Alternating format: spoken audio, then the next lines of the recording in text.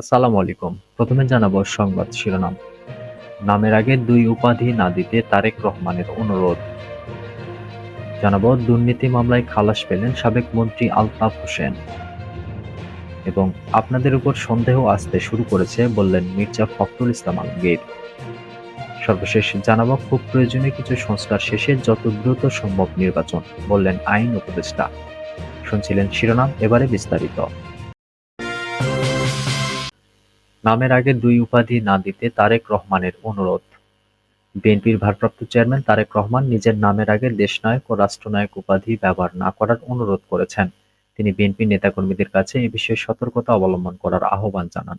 রাজধানীর diploma engineers ইনস্টিটিউটে BNP আয়োজিত এক কর্মশালায় ভার্চুয়ালি যুক্ত হয়ে তিনি এ মন্তব্য করেন।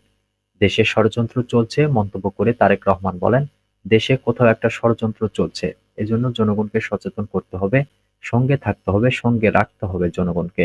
নেতাকর্মীদের কাছে অনুরোধ জানিয়ে তিনি বলেন, আমার নামের আগে দেশনায়ক ও রাষ্ট্রনায়ক বলে সম্বোধন করবেন না।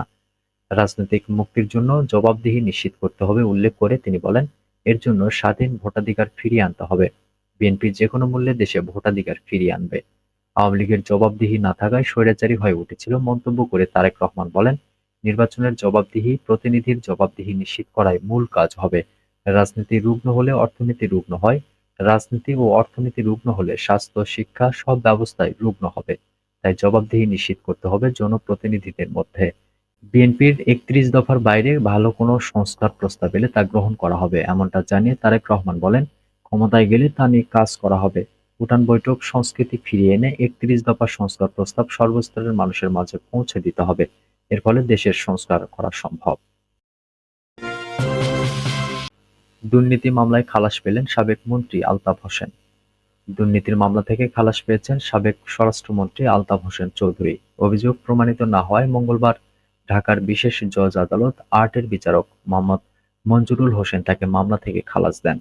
সেনা সমর্থিত তত্ত্বাবধায়ক সরকারের সময় ২০০৭ সালের ১৮ই ডিসেম্বর আলতাফ হোসেনের বিরুদ্ধে রমনা থানায় মামলাটি করে দুর্নীতি দমন কমিশন। তদন্তের পর তার বিরুদ্ধে ২.৫৬ কোটি টাকা অবৈধ সম্পদ অর্জন এবং ৫৯ লাখ টাকার অস্থাবর সম্পদের তথ্য গোপন করার অভিযোগ আনে কমিশন। খালাস পাওয়ার পর বিএনপির ভাইস চেয়ারম্যান আলতাফ হোসেন সাংবাদিকদের বলেন, তাকে হয়রানির জন্য মামলা করা হয়েছিল, আদালত তাকে ন্যায় বিচার দিয়েছেন।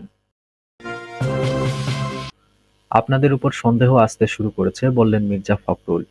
অন্তর্বর্তী সরকারকে ইঙ্গিত করে বিএনপি মহাসচিব মির্জা ফখরুল ইসলাম আলমগীর বলেছেন, সন্দেহ কিন্তু আপনাদের উপর আসতে শুরু করেছে। আমরা তো চাই সরকার সাফল্য অর্জন করুক। তাদের সাফল্য মানে আমাদের সাফল্য, তারা ব্যর্থ হলে আমরা ব্যর্থ হব। আমরা চাই না শেখ হাসিনা আবার দেশে ফিরে আসুক, আওয়ামী লীগের দুঃশাসন আবার ফিরে আসুক। জাতীয় প্রেসক্লাবে জাতীয় বিপ্লব ও সংহতি দিবস উপলক্ষে বাংলাদেশ সম্মিলিত পেশাজীবী পরিষদ আয়োজিত আলোচনা সভায় তিনি এসব কথা বলেন। নির্বাচিত হয়ে এলে আমরা একা দেশ চালাবো না, এমন মন্তব্য করে বিএনপি মহাসচিব বলেন, আমরা একটি জাতীয় সরকার গঠন করব। যারা আমাদের সঙ্গে আন্দোলনে ছিল তাদের নিয়ে দেশ পরিচালনা করা হবে। তাহলে সমস্যাটা কোথায়? সন্দেহটা কোথায়? সন্দেহ কিন্তু আপনাদের উপর আসতে শুরু করেছে। খালেদা জিয়ার সংসদীয় সরকার ব্যবস্থা ঘোষণার মধ্য দিয়ে স্বৈরাচার এরশাদকে সরানো গেছে উল্লেখ করে তিনি বলেন, শেখ হাসিনা যখন তত্ত্বাবধায়ক সরকার ব্যবস্থা বাতিল করলো তখন আমরা প্রতিরোধ গড়ে তুলতে পারিনি। কেন পারলাম না এটা তো সত্য। ১৫ বছর লড়াই সংগ্রাম করে আমরা তাকে সরাতে পারিনি, তবে ফাইনাল গোলটা কিন্তু ছেলেরা দিয়েছে, এটা তো স্বীকার করতেই হবে। তিতুমির কলেজের শিক্ষার্থীদের চলমান আন্দোলন প্রসঙ্গে মির্জা ফখরুল বলেন, সরকারের ইন্টেলিজেন্সের ভেতরে তথ্য ছিল না, তারা কি এর বিরুদ্ধে ব্যবস্থা আগে নিতে পারতো না? আসলে সরকার এখনো স্টেবল হতে পারেনি। তাই বলছি, নির্বাচন কমিশন ঠিক করে নির্বাচন দেন, একটি রোডম্যাপ ঘোষণা দেন, তাহলে মানুষের মনে আস্থা আসবে। দ্রব্যমূল্যের ঊর্ধ্বগতির কারণে অনেকে হতাশ হয়ে পড়েছেন দাবি করে তিনি আরো বলেন, অনেকে বলাবলি করছে এজন্যই কি সংগ্রাম করেছি, এতে আমাদের শত্রুরা সুযোগ নেবে। সরকার থেকে বিভিন্ন কথা বলা হচ্ছে, তবে আমি বলতে চাই যেকোনো একদিকে ফোকাস দিন। পুলিশ প্রশাসন, নির্বাচন কমিশন ব্যবস্থা সংস্কার করে দ্রুত নির্বাচন দিন। বাকি সংস্কারগুলো নির্বাচিত হয়ে যারা আসবেন তারা করবে। খুব প্রয়োজনীয় কিছু সংস্কার শেষে যত দ্রুত সম্ভব নির্বাচন, বললেন আইন উপদেষ্টা। আইন, বিচার ও সংসদ বিষয়ক উপদেষ্টা ডক্টর আসিফ নজরুল বলেছেন, আমরা খুব প্রয়োজনীয় কিছু সংস্কার করে যত দ্রুত সম্ভব নির্বাচন দেব। মঙ্গলবার দুপুর ১২টায় সচিবালয়ে আইন, বিচার ও সংসদ বিষয়ক মন্ত্রণালয়ের সম্মেলন কক্ষে অন্তর্বর্তী সরকারের ১০০ দিন আইন মন্ত্রণালয়ের কৈফিয়ত শীর্ষক এক সংবাদ সম্মেলনে তিনি একথা বলেন। আসিফ নজরুল বলেন, আমরা খুব প্রয়োজনীয় কিছু সংস্কার করে যত দ্রুত সম্ভব নির্বাচন দেব। আমরা শুধু এটা চাই না আগের মতো কোনো ভুয়া নির্বাচন হোক। নির্বাচনে কেউ বিজয়ী হয়ে আগের মতো ভুয়া নির্বাচনের সুযোগ পাক। এটা ছাড়া আমাদের আর কোনো স্বার্থ নেই।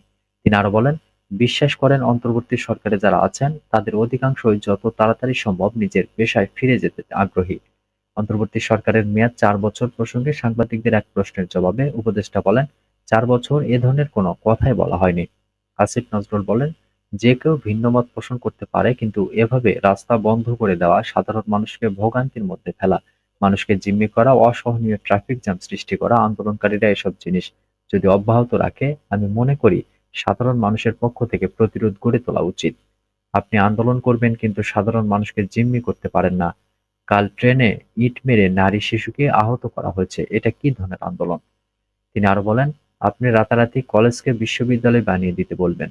আপনি বলবেন এইচএসসি পরীক্ষা দেব না, আমার পরীক্ষার রেজাল্ট বদলে দিতে হবে। আবার একটু কঠোর পদক্ষেপ নিলে সমালোচনা করবেন। আমার ধারণা এ ধরনের হয়রানিমূলক, জিম্মিমূলক আন্দোলনের বিপক্ষে সাধারণ জনমত অত্যন্ত শক্তিশালী হচ্ছে।